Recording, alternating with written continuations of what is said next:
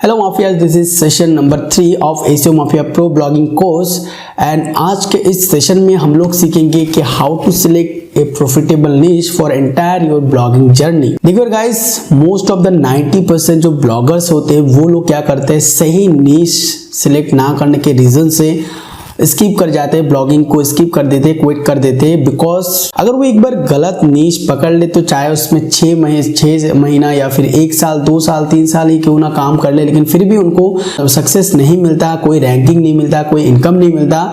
सो इसी वजह से वो लोग डीमोटिवेट हो जाते हैं एंड ब्लॉगिंग को छोड़ देते हैं। आज के इस सेशन में हम लोग सीखेंगे कि कैसे एक प्रॉफिटेबल नीश को हम लोग निकाल सकते हैं। इवन मैं अपने पर्सनल मेथड यानी कि अपना एक्सपीरियंस से आप लोगों को बताऊंगा कि वो कौन कौन से तरीके हैं या फिर कौन से चीजों को आप समझने के बाद आप एक एक्सपीरियंस ब्लॉगर की तरह सही नीश या फिर प्रॉफिटेबल नीश चूज कर पाओगे। तो सबसे पहले हम लोग समझ लेते हैं कि व्हाट इज नीश। एक नीश क्या है? देखो यार, आई नो कि यार बहुत सारे लोगों को पता होगा, लेकिन इसके अंदर भी कई सारे चीजें जो कि बहुत सारे लोगों को नहीं पता है। एक्चुअल में देखो, नीश यानी कि एक टॉपिक, एक कैटेगरी जिसके ऊपर आप बेस करके ब्लॉग वेबसाइट क्रिएट करोगे एंड उस पर आप कंटेंट डालोगे। अब ये जो नीश का हिस्टोरी है, पहले हुआ करता था multi niche website. For example, एक वेबसाइट, उसके अंदर बहुत सारे निशों के ऊपर काम किया जाता था, जैसे कि हेल्थ, टेक्नोलॉजी, एजुकेशन, ये सारे चीजों का कुछ कुछ आर्टिकल सेम ब्लॉग पे पोस्ट किया जाता था। लेकिन उसके बाद जब कंपटीशन बढ़ने लगा, बहुत सारे मल्टी निश वेबसाइट आ गए, तब एसईओ के लिए ब्लॉगर्स लोगों ने ये डिसाइड किया कि नहीं, अभी मल्टी निश यानी कि मल्टी कैटेगरी पे हम लोग वेबसाइट नहीं क्रिएट कर सकते। अभी हम लोग क्रिएट करेंगे नीश बेस्ड वेबसाइट, यानी कि एक कैटेगरी के ऊपर एक ही वेबसाइट। फॉर एग्जांपल, जैसे कि टेक्नोलॉजी का सिर्फ एक वेबसाइट होगा तो वहां पर सिर्फ टेक्नोलॉजी से रिलेटेड ही वेबसाइट होगा। मोबाइल या फिर एंड्रॉइड फोन या फिर गैजेट से अगर होगा तो सिंपली गैजेट्स के ऊपर ही उनका सब कुछ होगा। हेल्थ अगर कोई वेबसाइट है तो उसके अंदर सिर्फ और सिर्फ हेल्थ से रिलेटेड ही आर्टिकल होंगे। और गूगल ने भी इसको ज्यादा प्रेफर करना शुरू कर दिया। उसके बाद आज है 2020 यानी कि 2020 साल का ये समय चल रहा है एंड आज के टाइम पे नीश बेस्ड वेबसाइट भी बहुत सारे हो गए हैं। बहुत सारे जगह पर अगर आप कोई सा भी नीश पकड़ लो तो वो भी बहुत ही कॉम्पिटिटिव नीश हो जाता है, मतलब लो से लो नीश भी आप अगर पकड़ सकते हो तो ठीक है। इसके बाद 2020 के बाद जो आता है वो है माइक्रो नीश, यानी कि नीश के अंदर भी जितने सारे पहले टॉपिक्स हुआ करते थे वो भी आजकल के टाइम पे एक ब्लॉग बन सकता है। अभी बहुत सारे लोग पूछेंगे, भाई ऐसे अगर हम लोग एकदम डीपली चले जाएंगे तो फिर यहाँ पर हमें विजिटर्स कहाँ से मिलेंगे? देखो यार, बात अगर करूँ मैं 2000 साल की, तो तब के टाइम पे इंटरनेट यूजर जब जितना था उसके मुकाबले कई सौ गुना ज्यादा जो है आज के टाइम पे इंटरनेट यूजर्स है। इसीलिए हर छोटा से छोटा टॉपिक पर बहुत सारे विजिटर्स इंटरनेट पे सर्च वगैरह करते हैं। तो यहाँ पर आप लोगों को जो है ये आप श्योर हो सकते हो कि नहीं, आजकल के टाइम पे कोई सा मतलब एकदम सिंपल से सिंपल कीवर्ड पर भी मंथली लाख के ऊपर सर्च वॉल्यूम है। तो यहाँ पर हम लोग मल्टी नीश जो कैटेगरी है उसके ऊपर बिल्कुल काम नहीं कर सकते क्योंकि वो बहुत ही पुराना मेथड है। उसके बाद आते हैं नीश बेस्ड वेबसाइट। वो आज भी चल सकता है, ऐसा नहीं कि नहीं पॉसिबल है, डेफिनेटली पॉसिबल है। आप अगर थोड़ा बहुत मेहनत, स्मार्ट वर्क करोगे तो वो भी आप कर सकते हो। और बात किया जो मैंने माइक्रो निश का, तो वो इन फ्यूचर यानी कि फ्यूचर है इस ब्लॉगिंग इंडस्ट्री का, यानी कि आप अगर आज से भी माइक्रो निश स्टार्ट करते हो तो बहुत ही प्रॉफिटेबल काम आप करने जा रहे हो, क्योंकि माइक्रो निश जो है आज से करीबन 2-3 साल बाद माइक्रो निश पे भी बहुत ज्यादा कंपटीशन आ जाएगा। जैसे कि आज के टाइम पे नीश बेस्ड वेबसाइट पे जब आप जाते हो तो देखते हो आपसे भी बहुत बड़े बड़े महारथी बैठे हुए हैं। तो आज से अगर आप लोग माइक्रो निश का स्टार्ट करते हो तो 2 से 3 साल बाद जब नया कोई ब्लॉगर स्टार्ट करने जाएगा तो वो आपके बारे में भी सेम सोचेगा कि नहीं भाई, इसके अंदर भी माइक्रो निश के अंदर भी बहुत सारे बहुत बड़े बड़े महारथी यहाँ पर है। सो आई होप कि आपको नीश का जो कंसेप्ट है वो क्लियर हो गया है। अब यहाँ पर हम लोग जान लेते हैं कि why niche selection is important. बहुत सारे लोगों का मन में ये क्वेश्चन है कि यार क्यों यार इतना मेहनत क्यों करना है, ऐसे ही कोई मतलब कैटेगरी में हम लोग ब्लॉग स्टार्ट कर देते हैं। मुझे टेक्नोलॉजी अच्छा लगता है तो टेक्नोलॉजी में स्टार्ट कर देते हैं। मैं फ़ोन रिव्यू करूँगा, मैं लैपटॉप्स का रिव्यू करूँगा, मैं मतलब हेल्थ का मैं बनाऊँगा कि कैसे अपना मतलब वेट को जो है लूज करते हैं, इसके ऊपर बना दूँगा। तो देखो यार गाइस, ये करते हैं ना कौन से ब्लॉगर्स पता है, जो सिर्फ और सिर्फ इनकम को देखकर आते हैं ब्लॉगिंग सीखने। ठीक है, मतलब बहुत सारे लोग होते हैं कि भाई ये इतना कमा रहा है तो मैं भी कमा सकता हूँ, चलो यार ब्लॉगिंग ट्राई करते हैं। फिर आकर वही सारे लोग जो है ना इस टाइप के चीज़ों के ऊपर ट्राई करते हैं। लेकिन जो एक्चुअल में सच में ब्लॉगिंग करना चाहता है उसका थिंकिंग ऐसा बिल्कुल नहीं होगा। लास्ट वाले लाइव सेशन में यानी कि एसईओ माफिया के जो सेकंड सेशन था वहां पर मैंने बताया था कि आपका माइंडसेट क्लियर होना चाहिए। तो जब तक आपका माइंडसेट क्लियर नहीं होगा तब तक आप ब्लॉगिंग स्टार्ट नहीं कर सकते। ये जो ब्लॉगिंग का जो नीश सिलेक्शन है ये है ना एक एम्पायर का जैसे नींव हम लोग रखते हैं ना, तो नींव जितना स्ट्रांग होगा उतना बड़ा बिल्डिंग हम लोग क्रिएट कर पाएंगे। ठीक उसी तरीके से ब्लॉगिंग जर्नी में आप एक बार एक अच्छा नीश सिलेक्ट कर गए तो उस नीश के ऊपर बेस करके आप बहुत भी बड़ा एम्पायर खड़ा कर पाओगे। वरना अगर आपने गलत नीश सिलेक्ट कर लिया, अगर आपका नींव भी जो है स्ट्रांग नहीं है तो आपका बिल्डिंग नहीं बन पाएगा, वो गिर जाएगा, ढह जाएगा। तो ये सबसे बड़ा इंपॉर्टेंट चीज है।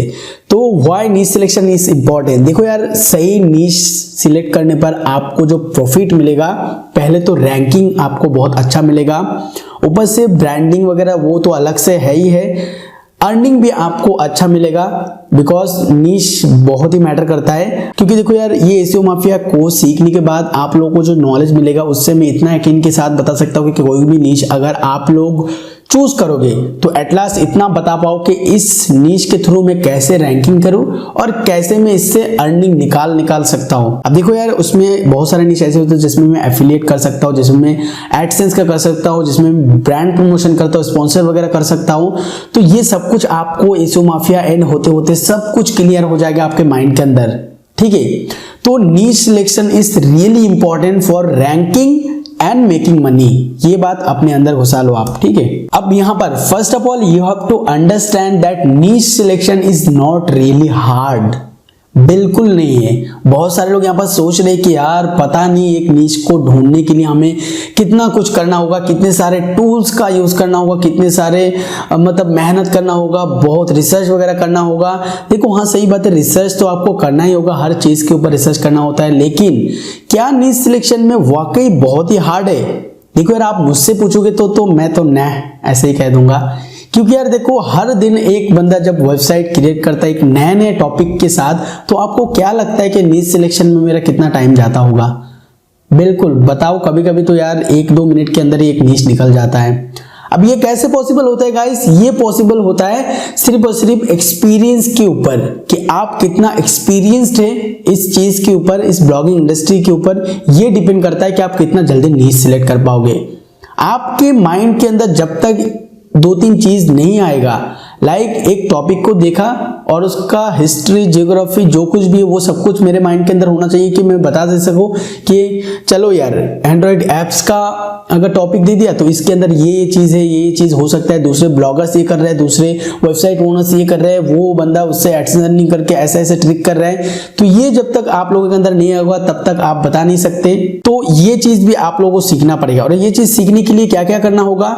सबसे पहले आपको अपने कंपटीटर्स या फिर आपकी वेबसाइट के अंदर, आपके गूगल सर्च के रिजल्ट में जितनी भी वेबसाइट है, आप एज ए व्यूअर मत सोचो, आप एज ए डेवलपर सोचो कि वो बंदे ने उस वेबसाइट पर क्या एक्स्ट्रा काम किया है, उस बंदे ने उस वेबसाइट पर क्या एडसेंस लगाया है, अगर लगाया है तो देन कैसे वो उसने एडसेंस पर अप्रूवल लिया है।